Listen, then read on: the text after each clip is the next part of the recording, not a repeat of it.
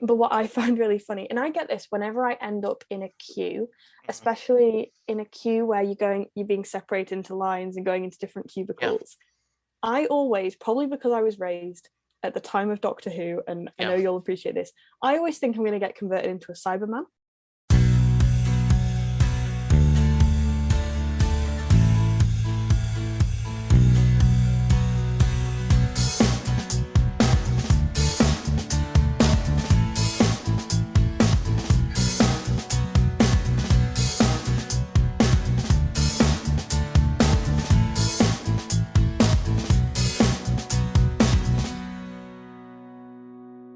Hello, everyone, and welcome to a new episode of Set Listing Bruce, your podcast all about music, all kinds of music. Hey, I made a change there. Today, I am joined by a multiple time guest and one of my sweetest friends, Alice Ashcroft. Welcome to the show, Alice. Thank you so much for having me back. I'm so excited to be on again. Yes, I am so excited. But in case someone did not hear the first two episodes, and they should, Yeah, go uh, back and listen. yes, tell us a little about yourself. So I'm a singer-songwriter from Northwest England.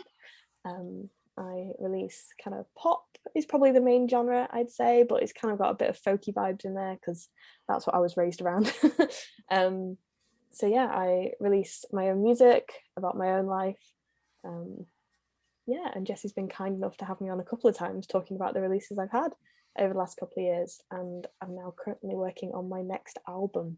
So he very kindly invited me to come on and talk about that, which is exciting. That is so exciting. I can't wait to hear about it. But in the meantime, so before we hit record, you mentioned you've gotten your first vaccine. Yes, yeah, I Yay. mentioned it because you've very cleverly put on your Twitter name, fully vaccinated. You're wearing it as a badge of honor, which I think is Yes. excellent. Yeah, I was really lucky in I got invited earlier than I expected. So I don't know how Hmm. it's working because it's different by state as well in America, isn't it? How they're Yes. rolling it out. But at least in the UK, they're rolling it out by age group, Hmm. unless of course you have like an underlying health condition and then you get invited Yes. first. Um, Similar thing here, though we've reached the point where they're now opening it to almost anyone and just pushing people. that's really Um, good. we've kind of we've kind of reached a plateau where, we're trying to get those. There are certain people that are afraid of the vaccine for whatever reason, Mm. and so we're trying to change people's minds to say, hey, there's nothing to worry about. Yeah. This is a good thing for all of us if we want life to get back to normal. So yeah, Yeah. we'll see. Yeah, Hmm. and it's the only way I think I might get accidentally very political here, but other countries who locked down earlier and closed the borders and implemented good track and trace system have the luxury of waiting to Right. get the vaccines, and they have because they've got it under control, whereas at least in the UK and from what I've seen in America, but I'm not an expert on No. what's happening over there. Yeah. We're not in a position where we can afford to wait. We've either got to get the vaccine or life's not going to go back to normal. So Absolutely. Where did you get your vaccine? What was your process of getting it? So I got invited by my local doctors to Okay. go and get it. So yeah, they're not rolling it out by age. So first it was Okay. like over 60s and over 50s. I think right now we're on over 45s. Okay. But I think because I have various health, I'm not like super at risk, but Yes. because Yeah, I I was understand. registered with my doctors, they invited me earlier than I expected to, which was really good. That's great. So I got that, yeah, like a month ago. I had the Oxford AstraZeneca one, Okay. which they decided on the day in the UK wasn't safe for people in my age group. Oh no. Statistically, it's less risky Yes. than being on the contraceptive pill, and it's Yeah. definitely scaremongering in the Mhm. press. Yeah. But I just thought it was really funny that it was on the same Yeah. day I'd had mine. I Well, decided it was. so I got the Pfizer, and I tell you what, I haven't talked about this on the podcast, but it was amazing. I got a text saying, come out. And so there is this, not too far from my house, is Texas Motor Speedway, this huge racetrack. Okay. And so you drive into the entrance, and there's people waving you, and they have like 7 or 8 cars lined up in different lanes, and the first person stops you and says, "Can I see your cue card?" and so I had my little bar and your driver's license, and they said, okay, go up there. And so you drove to the next one. They handed you a clipboard with paper, a document to fill out, and just simple questions. And like, Oh, in your okay, car. in your In your, car. oh wow, okay, And it's then like a you drive drive-through. up. Yeah. And then you drive through the next, That's so bizarre. and you hand the paperwork, and they go, okay. And they put a little like sticker on your dashboard to show that you've been checked. Then you Yeah, drive into a tent. The lady says, which arm? I'm like, well, here. And yeah. so my window is rolled down. She takes the needle, sticks it in my arm, puts the little thing, and says, okay, go there. Wait 15 minutes. If you're reacting poorly, Mm-hmm. flash your lights or honk your horn, and someone will come out. And so you go and you sit in the car for 15 minutes, and then they wave you out. It Wow, was it was that's insane. it was insanely efficient, and That's really good. and I'm actually a little teary eyed thinking it now, to think of all those volunteers and all the people, Mm, and they're just rolling through those people, just getting through it's it. crazy. Yeah. You'll So get this as a so I don't think we have the drive-through ones. We have drive-through testing in yeah, some places, but not for vaccines, I don't think. Um, but what I find really funny, and I get this whenever I end up in a queue, mhm, especially in a queue where you're being separated into lines and going into different yeah, cubicles. I always, probably because I was raised at the time of Doctor Who, and I yeah. know you'll appreciate this, I always think I'm going to get converted into a Cyberman.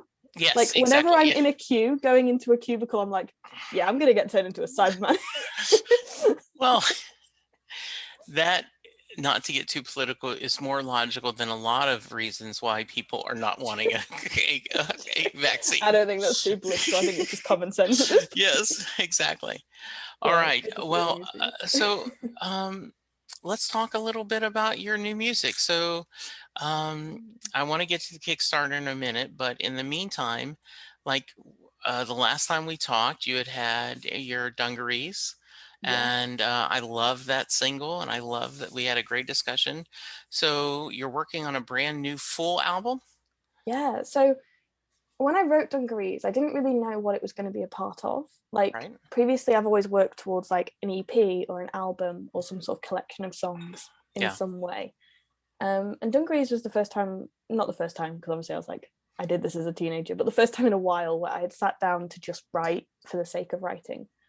And I think I might have mentioned when we were on the podcast, I can't remember, that, oh, I think I might turn it into an album, or I think I might yeah, add it to an EP. I wasn't really certain. And then I was left alone with my thoughts and too much time over the last year, as I think many of us have been. sure. um, and I just sort of kept writing really. And so there's a few other tracks on there. Dungarees 2 is on there. And some of it's sort of to do with wanting to get out into the world and travel, which I think a lot of people are feeling at the moment. And some of it's also about finding, like Dungarees is, I guess, finding comfort in your home and being comfortable and surrounded by the people that you love. Yeah. So Well, yeah, it's just something I've been writing over the last year, and I was like, this needs to be an album, I think. Well, I know that one of the things I really liked about your single dungarees is the idea that you're that you're so comfortable with someone in the relationship, it feels like, you're putting on your favorite Yeah, pair of dungarees or jeans, as we yeah, talked about last time. yeah, So I think that's a great, theme and a thought. Um, the Kickstarter is Falling or Rising by Alice Ashcroft. yeah. If you go to Kickstarter and look for Alice Ashcroft, it'll come up. I also will include the link in the show. Awesome. In fact, let me see if I can do this. I've never tried to do this before recording. So, can I? Can I share a screen? So, yes. Now let's see if this shows up on the recording. Sweet.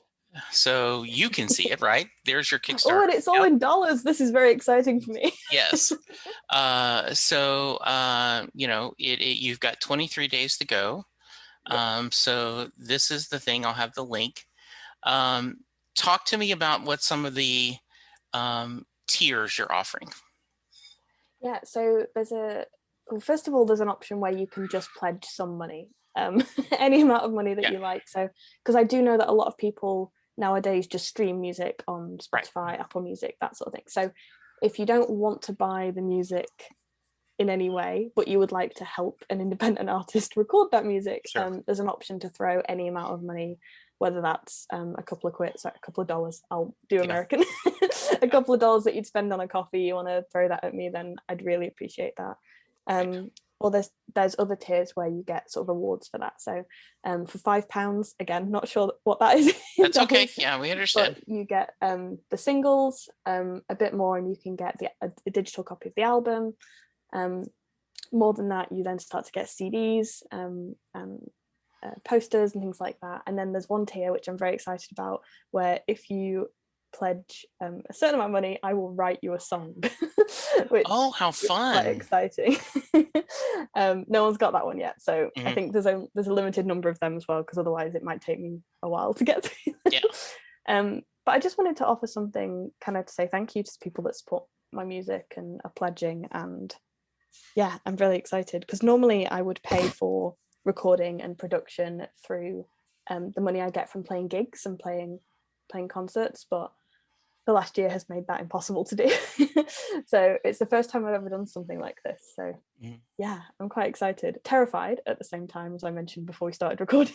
Yeah, no, but also excited. It has to be, and it's enough emotionally to put out music and then hope people like it, but then also to go there financially and saying, hey, if there's anything you can do to help me, to back this art. But I think one of the beautiful things about this is you're giving your fans and people who love your music a chance to contribute and make this early. So I hope that a lot of people reach out and pledge, and I wish you a lot of success. Is there any specific track you're especially proud of? Oh, so the next single that should be coming out in a couple of months, I don't know the final date, I think it's the end of June. And that's an exclusive, I've not announced that yet. Okay, shoot. So yeah, exclusive announcement there. But it's called When Will I Meet You? And I got the final version back of it a few months ago, and I listened to it and I just cried. Because I wrote this song, and I hope it's kind of got two meanings to it. One of them is you'll hear it and go, this is about relationship, but what it's actually about is a bit hidden, and I'm kind of excited to see if people pick up on the second meaning of the song. So I wrote that, and it was a very emotional thing for me to write, and I sent it to Kaylin, my wonderful producer, and then we go back and forth, and I send him different like melodies, and he says sing this harmony, and I sing that harmony and send it back to him. Oh, nice. There's a lot of back and forth, and then he sends me demos as we're going through, but it had been a while since I had the last demo, and then he sent me the final version, so it had been a while since I'd heard it, and yeah, I hit play, and then about a minute into it I was just in tears. So, are you recording at home, like a home studio? I am, yeah. So it's the first time really that I've done this. So Dungarees, the single that came out last year, was the first thing that I'd recorded at home, because the person that I normally record with, he moved to London. Right. So instead of finding someone else, because we work so well together, I said, I have a budget of this, what do I need to buy? And he sent me links to microphones and interfaces and said, buy these things and I'll help you get set up. So I now have like a little mini studio here at home. So I'm recording it all myself, which has been a learning curve because I'm definitely not a sound engineer. Yes. But all I have to record is the vocals. Kaylin records and produces everything else. So he's definitely bringing a lot to the table. Yeah, but that's been something I've had to learn how to do during lockdown, which has been probably something we would have to have done anyway, because he now lives so far away. So it probably all came at about the right time, really. So I'm going to ask you a dumb question. But please, Phil, no, because this is how much are you missing performing live? in some ways, this is a complicated question because I've been asking myself this over the last as things are opening up again. I'm like, what do I miss? I think I miss the gigs where people came to see me and they sang along words to songs that I'd written, and that's just the best feeling ever. But there were a few gigs where I would go and I was the evening's entertainment at a pub where everyone was drunk, and I don't miss them. I think we talked about before, you know, my friend Sarah Hickman in her early days would play it, you know, anywhere she could. And so, you know, a bar, a pub, or, you know, just like a pizza place, right? Like just they want some musical entertainment, you know. And I'll never forget someone said, "Play Louie Louie, bitch."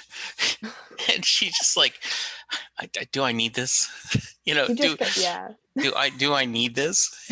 You know, drunk people are the worst, also the best, but sometimes yes, absolutely. It can be. So yeah, I can imagine that. Do you have any? The ones where the ones where people are listening and they come up to you and chat to you afterwards about their songs and like and what you've written, and you meet so many lovely people, and I definitely miss that when you're up on stage and people are like actively listening, maybe because I love being the center of attention. But when people are actively listening and when they sing your songs back to you, that's an amazing feeling, and I really miss that. It's been over a year since that now. I bet I could do that. Yeah. So once again, Kickstarter, go ahead and plug it again. So you can find my Kickstarter on my website, aliceashcroft.com/Kickstarter. I'm going to make that link live as soon as we're finished recording. So you can find all the links to it on there. Just any amount that you can, if you would like to. I'm also aware that this year has been really tough for a lot of people financially, so please only pledge if you can afford to and would like to. But any amount at all is appreciated, and I'm going to be so grateful. As you said, even a couple of quid, even a couple of bucks helps. It makes a difference. That's appreciated. Absolutely. Well, I just pledged, so I'm excited to get new music from you and see what's going on. So what else is going on? Are you doing new episodes of your podcast? Oh yes, I've sent out invitations to people to come on the next series, which is exciting. Various authors and writers. It's all going quite well. I'm quite excited by that at the moment. I've sort of taken it in a new direction. So I'm changing the format slightly, but that's going to be starting to record over the next few months with a new series, I hope in September, coming out. And remind everyone the podcast name. So the podcast is called In Our Own Words, and you can find a link to it at aliceashcroft.com/podcast. And it's really good fun. So if you like writing, be that songwriting, which I imagine many of your listeners do, or writing books or using words to tell stories, then it's a podcast that I hopefully you'll enjoy. Well, awesome. Well, Alice, thank you so much for joining me for a very quick talk. I know that you and I could talk another hour just catching up, but I don't know how entertaining that would be to our audience. But wish you great success on the Kickstarter. I will certainly be doing my part to promote it, and I just appreciate you so much. One more time, your website and Twitter handle and Instagram. Go ahead and give us your social media plugs. Okay, so my website is aliceashcroft.com. My usernames on all social media except TikTok, because it was already taken, are The Music of Alice. Okay, good. All right, well, go check her out. Please support her. Listeners, this is the first podcast I've done in a while. You guys all know the medical issues I'm fighting. So I want to take just a few minutes of Alice's time to thank everyone for the lovely words of encouragement and the support, the great emails and tweets and posts. I appreciate it. I'll be doing a little bit more talking about my health, but surgery is scheduled for May 24th. I'm optimistic about it. And so F cancer and no retreat, no surrender. For now, you take care, wear a mask, Remember to social distance. Go get vaccinated. Yeah. And let's be good to each other because that's the only way we're going to get through this. Thank you and goodbye. Doing a podcast at times can be a one-way conversation, and I hate that. So please let me know what you like and don't like about the work I'm doing. You can reach the podcast via email at setlistingbruce@gmail.com. The show is on Twitter at setlistingbruce, and my personal Twitter is at jessejacksondfw. We have a website, www.setlistingbruce.com. From there, you can find links to other Springsteen podcasts as well as other music-themed podcasts. We have a page devoted to our own SLB All-Star Band. These are guests who have been on the podcast more than 3 times. There is a link to our store where you can purchase Set Listing Bruce shirts as well as a Mary Question t-shirt. There is a link to our Patreon page where you can sign up to help support the podcast financially. We have different levels and different rewards based on your support. If you don't have any extra cash, and right now who does, you can support the podcast by subscribing via your favorite podcast player and leaving us a review. The more reviews we have, the easier it is for people to find us. And please tell a friend about the podcast, especially if they love Bruce or music, because it will make a difference.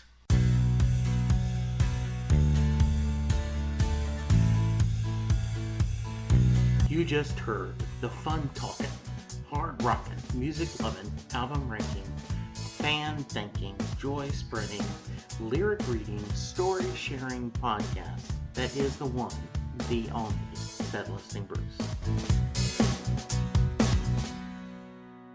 Set Listing Bruce is part of the Southgate Media podcast group. The theme for Set Listing Bruce was written by David Rosen, used by permission.